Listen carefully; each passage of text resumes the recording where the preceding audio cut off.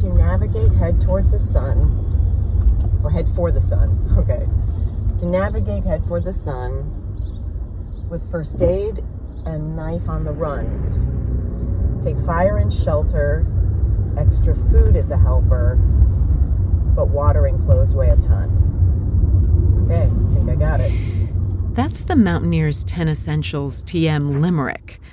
The 10 essentials are navigation, headlamp, sun protection, first aid, knife and repair kit, the ability to make fire, shelter or a bivvy, extra food, a way to purify water, and extra clothes. It's super important for day hikers who should always ask themselves the question if they could spend the night out here if something goes wrong, like they get lost or hurt. Now, a backpacker usually has all this stuff, but the thinking on navigation is to take 5 tools with us, including printed maps. Now, the Continental Divide Trail does have an official route, but unlike most other long-distance trails, nearly every thru-hiker chooses alternates.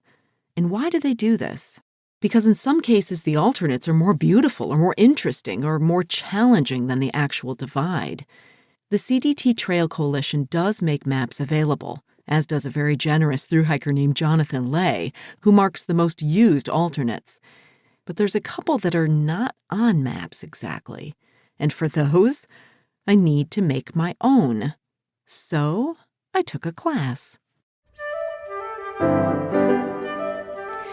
You're listening to the Blissful Hiker podcast. I'm Allison Young, the Blissful Hiker, sometime professional flutist, sometime voice artist, and full-time pedestrian. Thanks so much to Lecky and Belega for their support. Also, Summit Orthopedics, my choice for 2 total hip replacements. I guess you could call me bionic bliss these days. My goal in sharing stories of walking long-distance trails as a solo, female, middle-aged, titanium-reinforced hiker is to empower you to grab your life and learn to hike your own hike, too. We can start with anyone. I'm Allison, or a Blissful Hiker, and I have been more of a route follower than a route know anything about her. And I am about to embark on the Continental Divide Trail in 2 weeks. And there are several alternate routes I want to take, and I want to have not only my maps, but have kind of this situational awareness of where I'm going. Okay, I admit that on my last 2 thru hikes, I only had maps on my phone.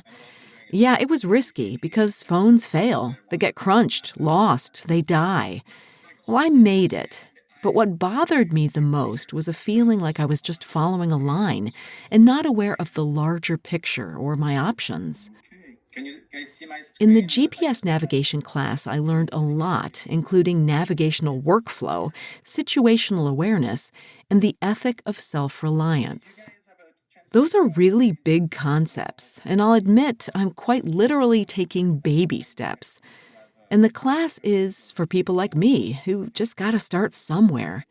And that's with creating a map, a physical map with a route and waypoints customized to my needs, like where I want to go, where I might want to stop, and issues I may encounter along the way, like water sources or resupply options. And that begins with learning to use the software called CalTopo. Select your map layers. You select map builder topo.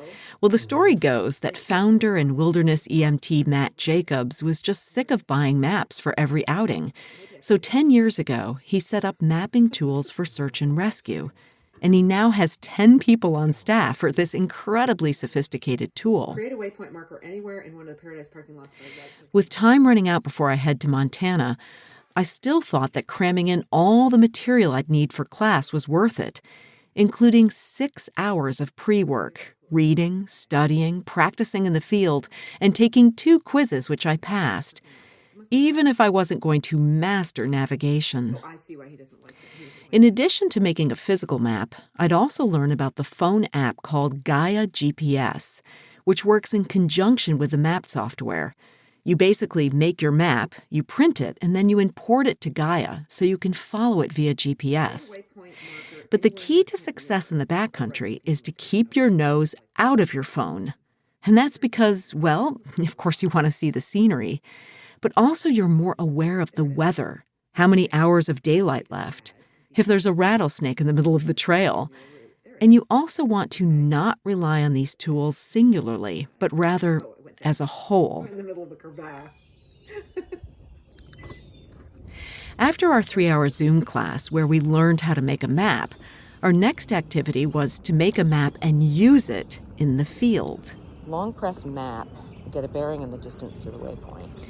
And that's when the magic occurs, when we combine the map making and the GPS with the lowly handheld compass. A quarter of a mile from me. I printed a map with a route and marked waypoints, and I went out and walked it. It's at Lake Elmo, with clearly marked trails in a place very familiar to me. But this time I was going to use my compass to follow the bearing from the map that I made that's now in my phone. The speed I'm going to go is going to be like glacially slow. And one of the first things I learned, even after all those times walking here, I never had any idea which direction I was going. You want to stay there, but you're going to go this far off. I also learned that heading towards something as the crow flies is not really possible, and I can take intermediate bearings to get there. Holy cats. I'm absolutely on my bearing.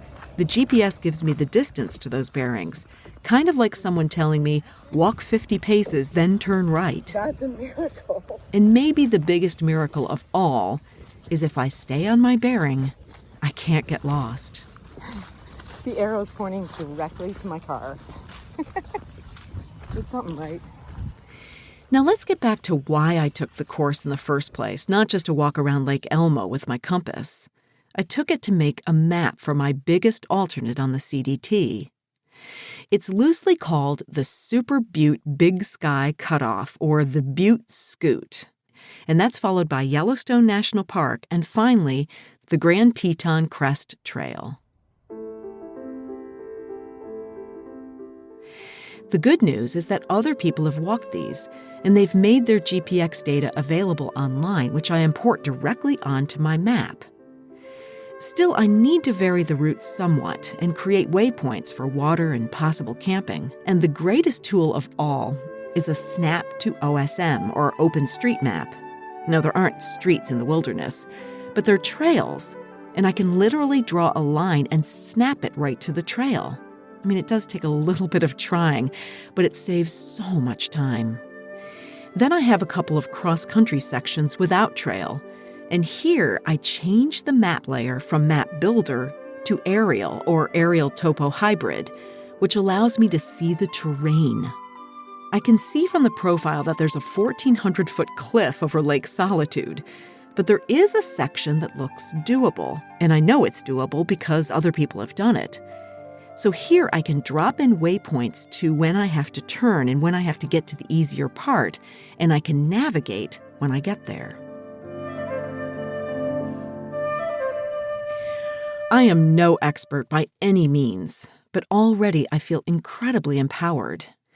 The ethic of self-reliance is founded on the principles of experience, preparation, skill, and judgment. This is just one more arrow in my quiver, one more skill that will help me when I move along the trail to make good decisions and ultimately to be responsible for myself.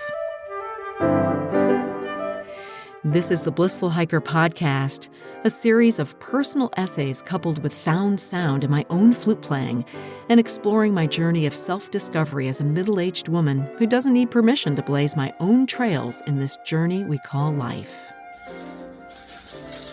These look like mucus, but these are dried peppers. Ooh, dried blueberries. Strawberries. If you want to get overwhelmed fast, try making food for a thru hike. To be honest, the only recipe that's mine are for my magic vegetarian pemmican bars. That's a calorie bomb of cashews, almonds, pecans, walnuts, wheat germ, flax flour, figs, dates, and honey. Fortunately, I have about 4 pounds in the freezer ready to be packed. Mango. But for all the other recipes, I'm using Backcountry Foodie. It's a member-based backpacking meal planning site created by a dietitian backpacker. It's ultralight recipes packed with nutrition and high in calories. And most importantly, on the site, everything's gridded into meal plans. so you don't have to really think too much. You just have to prepare. My entire premise for the CDT comes from watching friends on the PCT manage all 2,600 plus miles without carrying a stove. I was totally jealous. I don't like cooking on trail. It's just not necessary. And Backcountry Foodie set me up with a no-cook 7-day meal plan. So I got to work. Maybe the most fun was making pasta. I mean, you could live off ramen for 7 days in a row on repeat. But I wanted to try for other kinds of pasta. Ramen doesn't really need to be cooked, but you do have to cook other kinds of pasta first, then dehydrate them. I'll see you in 12 hours. It does seem a bit ridiculous to pull all the water out just to put it back in, and oddly the pasta looks exactly the same. But it's not, because you can rehydrate it just by soaking it in water for 30 minutes. What works really well is penne pasta and elbow macaroni. I'm not so crazy about orzo, and definitely unwieldy is angel hair, which glued itself to the dehydrator. Still, for no-cook meals, pasta works great because you can make these salads. Sun-dried tomato pesto, spicy peanut, buffalo salad. And just how do you make these tasty? Well, the trick is using mayonnaise and peanut butter from packets, and then lots and lots of shelf-stable Parmesan cheese, as well as olive oil. Yeah, I get it. I was totally turned off to the mess of olive oil. But oil packs a massive nutritional punch per ounce, and I know my body is desperate for it on the trail. Does it go bad? Well, I haven't had any problems, and I just use my nose as the tester. But you do have to pack it very carefully in a leak-proof Nalgene bottle and its own baggie. But I think it's worth it. So I assembled about 10 or so of each meal, packing the herbs and spices and pine nuts separately in their own tiny baggie. It's really just a glorified assembly line, but it still took me the better part of 2 days. I got a lot of breakfasts, but I don't know if I have that many dinners. Well, you have to wake up more often than you go to bed. I have no idea why in the past I was so opposed to eating cereal on my through hikes. Maybe it's because it was always porridge over the stove, slowing down my morning. This time around, I pack packages of granola and kashi with whole milk powder, berries dehydrated at home, and lots of nuts. I actually end up eating it right out of the bag. I must look like a sorry little person. But wait until you see me drinking shakes right out of the bag. I make dozens of them. Berry, chocolate, peanut butter. And a real cool trick is grinding up coconut and oats to a powder. With that, I just might have the most flushed colon on trail. 1, 2, 3, 4, 5, 6, 7, 8, 9. For lunches, I've got dips and spreads with chips and crackers. Have I gone completely off the deep end if I'm counting each cracker and measuring each pile of pita chips? Maybe the most complex of all my dips is a salsa. Lots of ingredients, including a new discovery for me of true lime powder. It's like one slice of squeezed lime juice, and it's a miracle of flavor popping. In between these meals are my magic bars, a truckload of honey stinger waffles sent to me by a follower, plantain chips, Pepperidge Farm goldfish, and of course, lots of gummy bears. What time's the cooking show start? They canceled it. I'm less of a cooking show star and more of a Swedish chef disaster of spoons, bowls, knives, cutting boards, food processor, and a baggy explosion. But I only had to go to the store twice for extra items. It's an accident waiting to happen. But now everything is assembled in quart-sized freezer bags and nestled into boxes ready to roll. Some I'm going to send to my first resupply at mile 236 at the Benchmark Wilderness Ranch. Another box I'll leave in East Glacier about 100 miles in.